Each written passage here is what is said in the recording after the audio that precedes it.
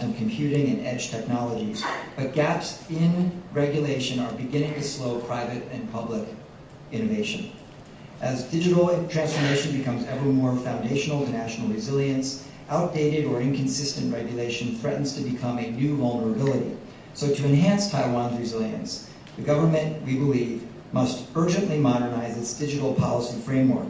Right now, the rules governing things like data storage, AI systems, and digital platforms are split across multiple agencies, creating confusion and slowing innovation in some cases.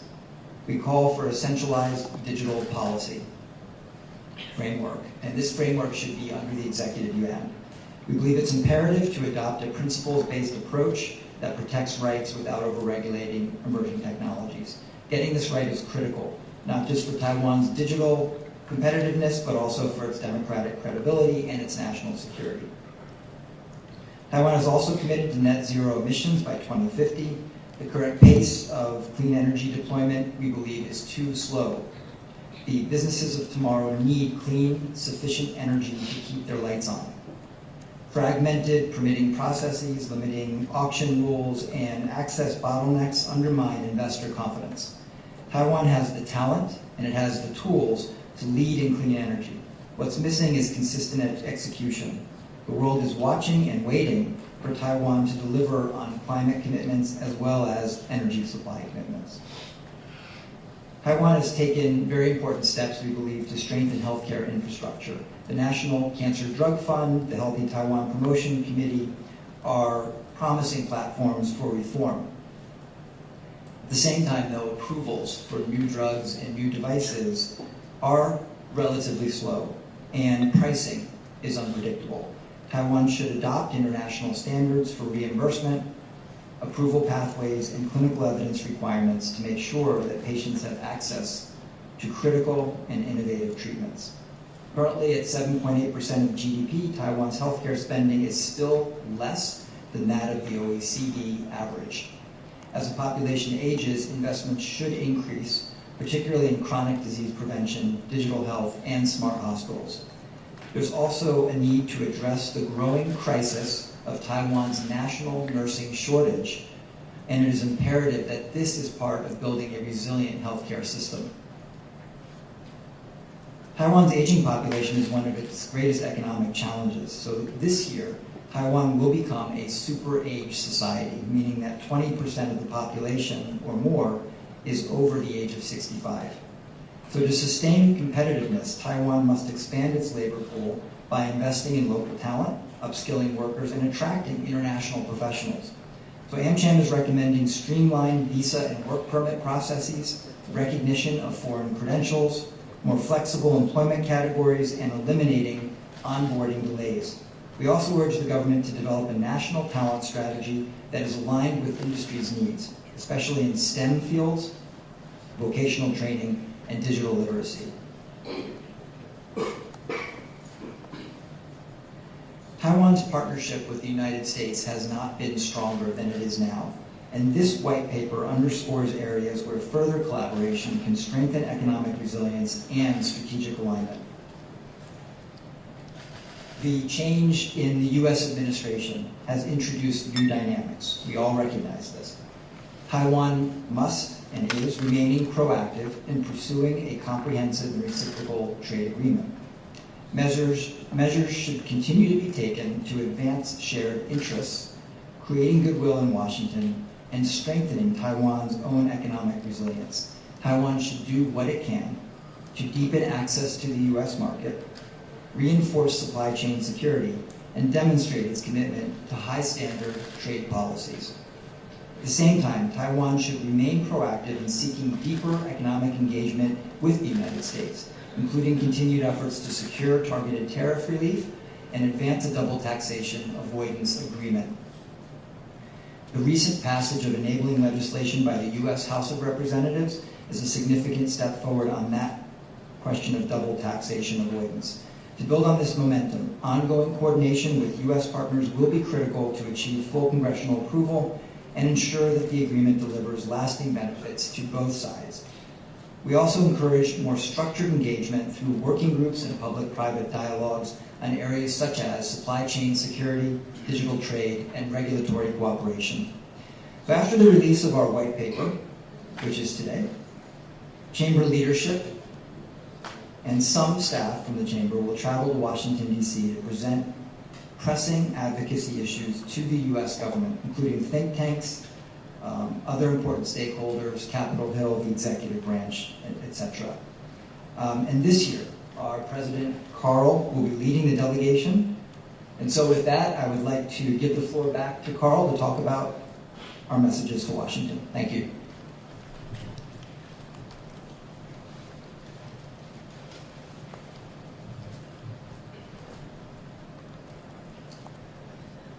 Thank you, Dan. Each year, AmCham Taiwan provides concrete recommendations to the U.S. government on ways to strengthen the U.S.-Taiwan relationship, protect shared interests, and support American businesses in Taiwan. Our members are in Taiwan, for Taiwan, and this is the reason we advocate for this market across the Pacific. This year's messages emphasize Taiwan's strategic importance as a dependable trade and investment partner.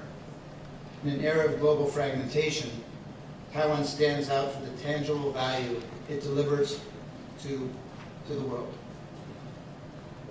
Taiwan is a vital partner in upholding peace and stability in Indo-Pacific. Its strategic location offers significant advantages to allied forces and reinforces deterrence in the face of rising regional threats. Taiwan is stepping up. It's pledged to increase its defense spending to over 3% of GDP, exceeding the NATO average, and overhaul its reserve and conscription systems. It has also continued to invest in American military equipment through both foreign military sales and direct commercial sales. We urge Washington to expedite delivery of previously approved arms packages, integrate Taiwanese companies into the U.S. defense supply chains where feasible, and coordinate deterrence strategies with regional partners like Japan and the Philippines. American businesses have, since AmCham's inception 74 years ago, asked for reasonable assurance of physical security, and they continue to do so today. Routine visits by senior U.S. officials, including cabinet members, are a cornerstone of diplomatic normalization. These visits support strategic coordination, drive regulatory alignment, and demonstrate that engagement with Taiwan is normal, expected, and uncontroversial. High-level exchanges were routine before the pandemic. It's time to reestablish that protocol. The absence of a U.S.-Taiwan tax agreement continues to hinder investment, especially for the thousands of Taiwan SMEs that support the semiconductor supply chain. These companies are eager to expand in the United States, but are unable to take the hit from double taxation. Earlier this year, the House passed the U.S.-Taiwan Expedited Double Tax Relief Act. The U.S. Chamber of Commerce has endorsed it. President Lai has publicly supported it. Now the bill still remains stalled in the Senate. We urge lawmakers to move quickly, either as a standalone measure or within a broader legislative package. Now is the time to finish the job.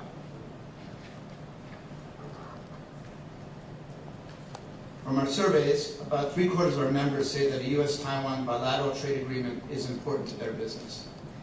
Beyond removing trade barriers, a comprehensive reciprocal agreement would send a powerful message of commitment and leadership. Despite its significant contributions to global health, aviation safety, and cybersecurity, Taiwan remains excluded from critical international organizations, including the World Health Assembly, the International Civil Aviation Organization, and Interpol. These exclusions carry real risks, not just for Taiwan's 23 million people, but for global coordination on health, crises, aviation disruptions, and transnational crime. AmCham appreciates the U.S. efforts to advocate for Taiwan's participation. Taiwan has demonstrated its value time and time again. The international community should act accordingly. Taiwan is a reliable friend of the United States, an essential democratic partner in the Indo-Pacific, a major investor in American industry, and a critical contributor to supply chain resilience. Trade measures that were initially designed to address unfair practices by strategic competitors like China now risk unintentionally impacting trusted allies. As the U.S. works to bolster domestic manufacturing and reduce supply chain vulnerabilities, it is in America's interest to ensure that Taiwan is treated as a partner, not as an adversary. We encourage USTR and other relevant agencies to consider adjustments that better align tariff policy with current strategic and economic realities, particularly in sectors where Taiwan plays a vital role in supporting U.S. technological leadership and national security.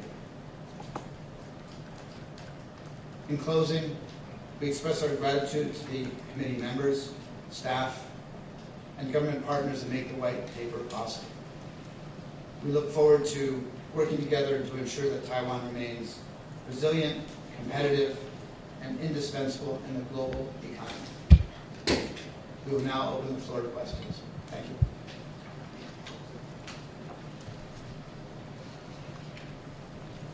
Thank you very much, Carl and Van. That concludes our presentation, and we now open the floor for general Q&A. Please raise your hand to ask a question, and a staff member will hand you a microphone. Before you ask your question, please identify yourself with name and media affiliation. Thank you, Julia. Thank you, Ben Blanchard from Reuters. The 90-day tariff truce is coming up early next month, middle of next month. What is your feeling at the moment about the current state of progress in talks between Taiwan and the United States on resolving the tariff issue? And how optimistic are you that there will be an outcome that is more beneficial for Taiwan? Thank you.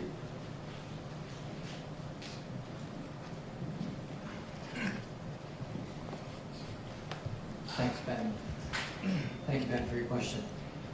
So, firstly, we acknowledge that there has been this 90-day pause in the tariffs. It's important to note that the AmCham annual door knock will take place approximately 2 weeks before that point is reached in July, when the 90 days has been reached.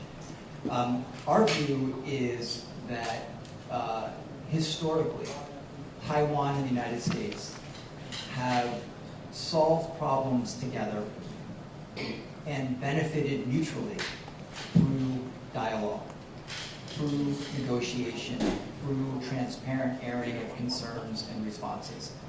And what we have seen so far is that in this intervening period since early April, that's exactly what is taking place. There continues to be dialogue, there continues to be discussion and open airing of how to achieve an even better outcome for both Taiwan and the United States. And we are encouraged to see that. So I think in the final form, we ultimately believe that every additional discussion, every additional negotiation and engagement between Taiwan and the United States adds to this relationship, and because it is a complementary economic relationship, improves the standing of both Taiwan and the United States.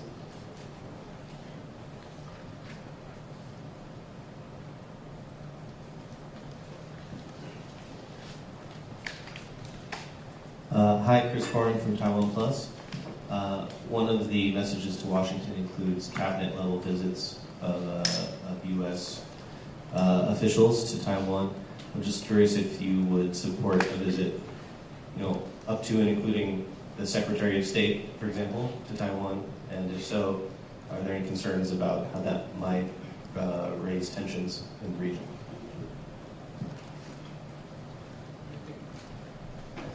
mentioned before. As we mentioned before, these high-level visits were commonplace. I mean, it has been commonplace for a long time, right? When they're suspended, that's the unusual thing, right? So continuing to have these high-level visits is standard. It continues to progress the relationship between Taiwan and the U.S., and that communication continues to grow. So, we support any visits that would come, and I hope that they continue to grow. Again, when I was on the board of AmCham 15 years ago, we didn't have any visits at all. There were very, very few visits. And now seeing so many delegations come nowadays is wonderful to see that communication be closer and closer.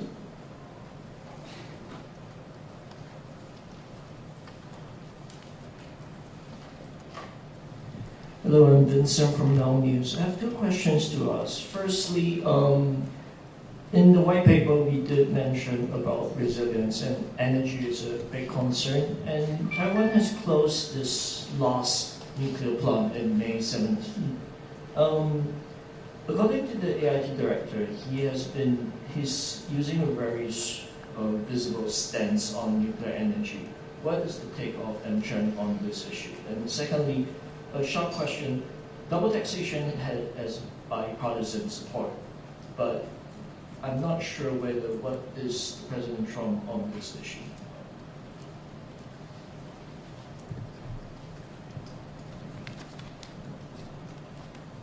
Yeah, so, I mean, on the energy side, I think, AmCham has 500 members.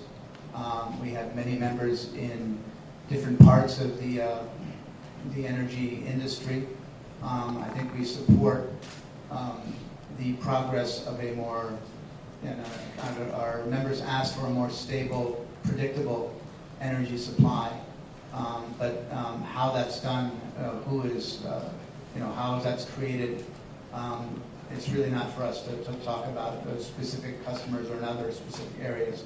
But the key thing is that it's stable, it's predictable, and our members can do planning and investment based on that. Just to add a little bit on the energy question. We run a business climate survey each year in the fourth quarter, and we release it in January the following year. In our 2024 survey, released in early 2025, we found that members of AmCham have now rated energy as what they believe to be the top priority over the next 1 to 3 years for the Taiwan government. And that's a change. It was actually ranked number 3 in the year prior to that. It's risen to number 1. So we know that there's a desire to see energy supply meet growing demand. And I think that combines with Carl's statements about the relatively technology agnostic position that we take, but the desire to see supply continue to grow at the right pace. As for your second question, dual taxation avoidance. We understand that the U.S. administration and many in the U.S. are seeking higher levels of investment by critical foreign partners in the United States. And just to an extent, some of the recent policy actions that we've seen over the last months have been directed at that aim, that objective. Our view is that when it comes to Taiwan and the desire, or any desire, to see increased investment in both directions, that dual taxation is a barrier. And it is something that needs to be resolved to further deepen the economic and investment relationship between Taiwan and the United States. It is already passed, a bill has been passed by the House of Representatives and is now entering the Senate. We do know that there are still certain hurdles to cross before anything like this reaches the President's desk, but our understanding is that on a bipartisan level, broadly speaking, there is support for a Taiwan-U.S. dual taxation avoidance agreement. hand the microphone to Tim. Oh, sorry, to you. Hi, Dimitri Brias from TVBS. With only 9 out of 97 issues fully resolved this year, I was wondering how concerned are you about foreign investment, U.S. foreign investment in Taiwan for this year? Do you have any predictions, estimates, compared to last year? And we did have recently had the business climate survey, and that came out the end of done the end of last year, came out earlier this year. And there's still a majority of our members are very positive about investing in Taiwan, continue to invest in Taiwan, and we don't see any major change there. So as a trusted partner, and a lot of our members have been here, like we said, have been here for decades. So we continue to see that interest in continuing to invest. Yeah, sure. I want to stress what Carl just mentioned. Our business climate survey in the end of 2024 showed that 90% of our members intend to maintain or increase their investment in Taiwan in 2025. And it is worthwhile noting that one of our members has recently announced a multi-billion-dollar investment in new data centers in Taiwan. So as we see it, although there are things in this white paper that will further accelerate Taiwan's progress economically and will further improve the business climate for investors, we know that there is already substantial interest among our members and the foreign business community in continuing to engage with and deepen their connections to Taiwan. And I also believe that it's important to note that although we do have these issues in the white paper, we have and have seen consistently good engagement between our members, the business community, and the administration in Taiwan. And so that tells us that there is continued hope for even more improvement through dialogue.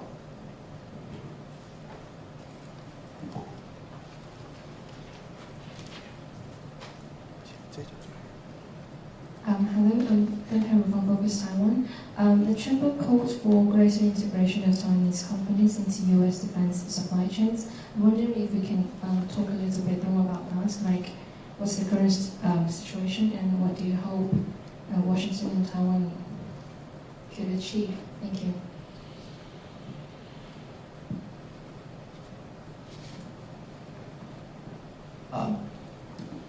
So there are obviously a few specific defense industry related questions tied into your question, which we may refer you to the Defense Committee in AmCham to respond to.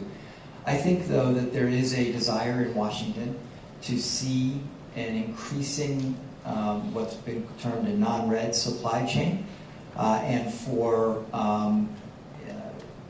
world's democratic partners to further deepen their engagement with one another on all fronts, and that would include defense.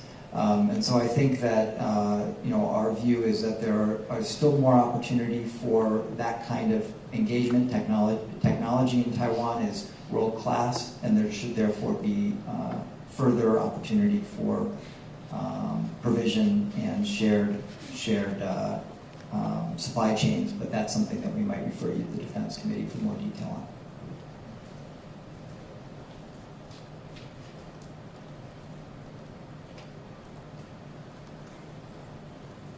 Any last questions for the joint Q&A?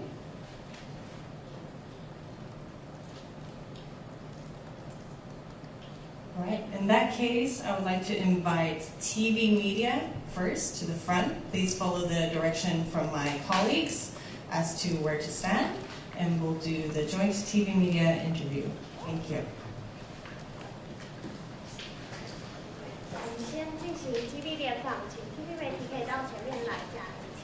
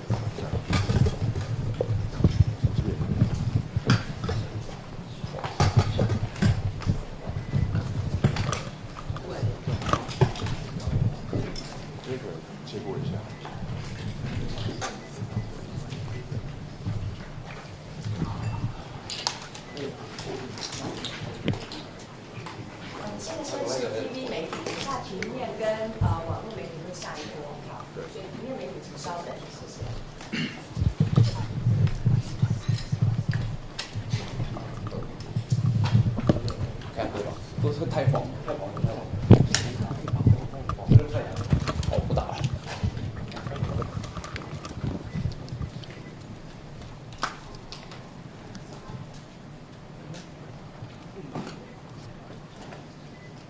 So how does AmCham currently evaluate Taiwanese business environments, especially for foreign investment? I mean, AmCham has 500 members, and a little over half are Americans. The rest are Taiwanese and other international companies. We have 25 committees.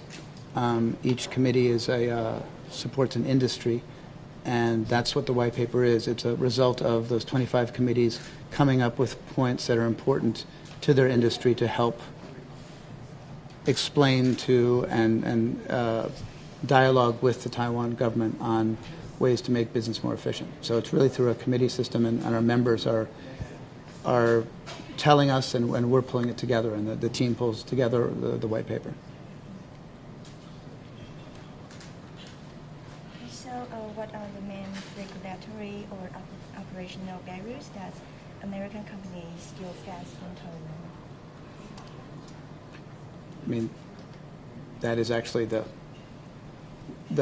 point of the white paper is the 95 issues from the different industries that are explained in detail per industry. I think some of the bigger challenges, we talked about energy, and energy predictability is a big one. And I think we continue to look at the other issues in terms of transparency and communication. Yeah. So when it comes to the investment climate in Taiwan, for AmCham members and potential AmCham members, we have 95 different issues that have been listed in our white paper this year. All of them deserve attention. Any of them that are improved upon will help improve the overall business climate for those industries and perhaps generally. But when it comes to Taiwan as a whole, the thing that we both appreciate and see more opportunity to improve is what's called good regulatory practice, or the way in which rules are drafted and then enacted.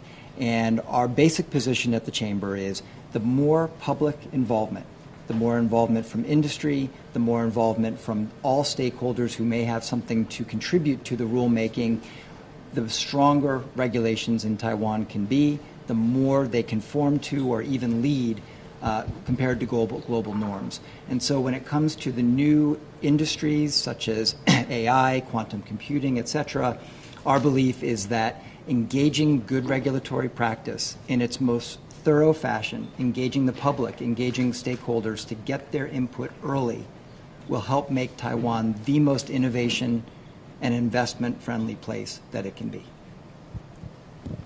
And given rising geopolitical tensions, how does AmCham advising its members to navigate the Taiwan-China induced trend? And I think our focus is really on Taiwan and Taiwan-U.S. business. Again, I think looking at the geopolitical situation, it's not just for Taiwan. Everyone in the world is looking at it. Everyone in Asia is looking at it. And I think our members are constantly updating their plans, looking at the different, as situation changes. But I think it's common for everyone to continue to update and plan. And again, Taiwan is just one of all the countries in Asia that are watching very carefully. Our members believe in Taiwan as an investment destination. Last year in our business climate survey, we surveyed close to 222 AmCham members, and 90% came back to say that they plan to maintain or increase their investment in Taiwan in 2025. That's a strong vote of confidence. It's a strong reflection of how committed our members and many new companies are to Taiwan. And so we would say that it's companies around the world conduct business continuity planning. Our members in Taiwan do the same. But overall, we see Taiwan as a very attractive place to invest, and we see more and more world-class companies that are doing important things on that front here in Taiwan.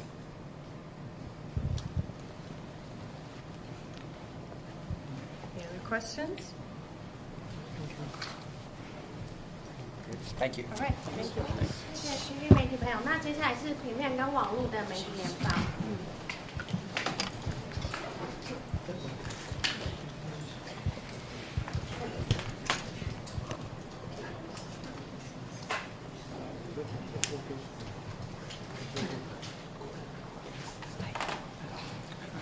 We now welcome printed and online media to ask their questions.